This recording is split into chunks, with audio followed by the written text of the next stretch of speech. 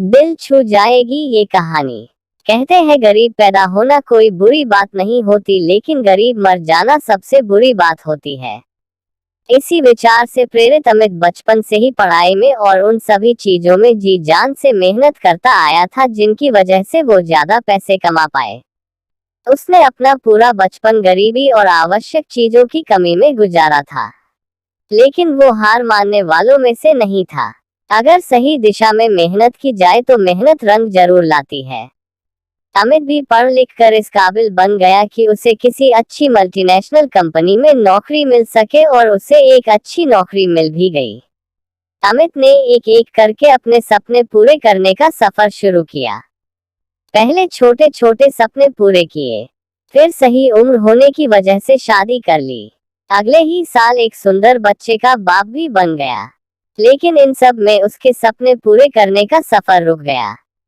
उसे इस बात का कोई मलाल नहीं था, लेकिन बचपन से लेकर जवानी तक उसका एक बहुत बड़ा सपना, एक अच्छी बड़ी कार लेने का, वह हमेशा उसके दिमाग में चलता रहता था। बचपन से लेकर आज तक जब भी वह किसी अच्छे कार को रास्ते से गुजरते हुए देखता तो पल भर के लिए वहीं पर रुककर उसे ताकता रहता था।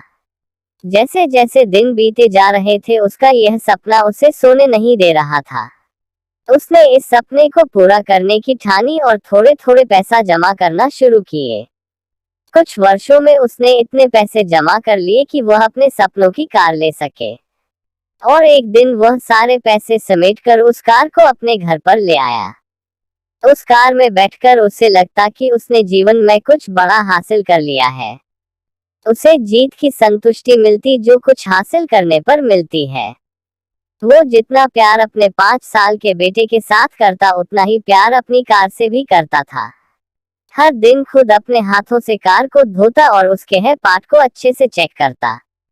एक दिन वो अपनी कार को धो रहा था, साथ में उसके 5 साल का बेटा भी कार के आगे पीछे खेल रहा था। अचानक उसे कोई आवाज सुनाई दी। उसने कार के उस तरफ जाकर देखा जहां उसका बेटा कार पर पत्थर से खरोच रहा था। अमित को लगा जैसे उसका सर गुस्से से फट जाएगा। उसने बेटे को हाथ को काफी जोर से पकड़ा और उसे बुरा भला कहने लगा। बच्चा दर्द के मारे रोए जा रहा था, लेकिन अमित का गुस्सा शांत नहीं हो रहा था। 2-3 मिनट बाद जब उसने बच्चे का हाथ छोड़ा तो उसे समझ में आया कि ज्यादा जोर लगाने की वजह से बच्चे की हाथ की उंगली टूट गई। जैसे ही अपनी गलती का एहसास हुआ, वह अपने बच्चे को लेकर अस्पताल गया। बच्चे की उंगली टूट जाने की वजह से प्लास्टर बांध दिया। जब अमित अपने बच्चे को मिलने गया तो बच्चे ने पूछा कि पापा मेरी उंगली कब ठीक होगी। वो उसके सवाल का कोई जवाब नहीं दे सका और बाहर आकर अपने किए पर पछताने लगा।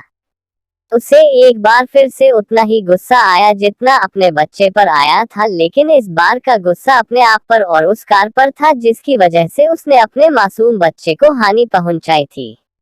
वो गुस्से को शांत करने के लिए पार्किंग में पहुंचा जहां पर अपनी कार लगाई थी। वहां जाकर कार पर लात घुसे बरसाने लगा। इसी बीच उसकी नजर गाड़ी के उस हिस्से पर पड़ी जहां पर उसके बच्चे ने पत्थर से कुरेदकर कुछ लिखा था। उसने जब ध्यान से पढ़ा तो वहां लिखा था, आई लव यू पापा। उसे पढ़कर अमित की आरती और दिल दोनों रोने लगे। दोस्तों, आपको क्या लगता है, यह कहानी सिर्फ अमित की है?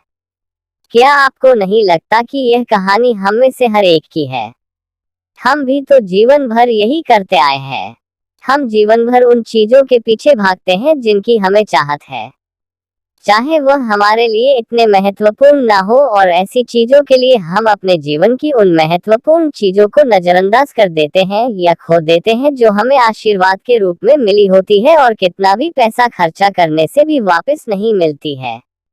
मैं उम्मीद करता हूँ कि इस कहानी को पढ़कर आप थोड़ी देर रुककर सोचेंगे कि आप जिस वस्तु को पाने के लिए दौड़ लगा रहे हैं, क्या वो आपके जीवन में सर्वोपरि है, या आपके जीवन में उससे भी ज्यादा महत्वपूर्ण कुछ है जिसे आप इग्नोर करते आए हैं। आशा करता हूँ कि आपको यह कहानी पसंद आई होगी। इस पर आपकी क्या राय है तो हमें कमेंट करके जरूर बताएं। कहानी पसंद आई हो लाइक सब्सक्राइब शेयर जरूर करिए।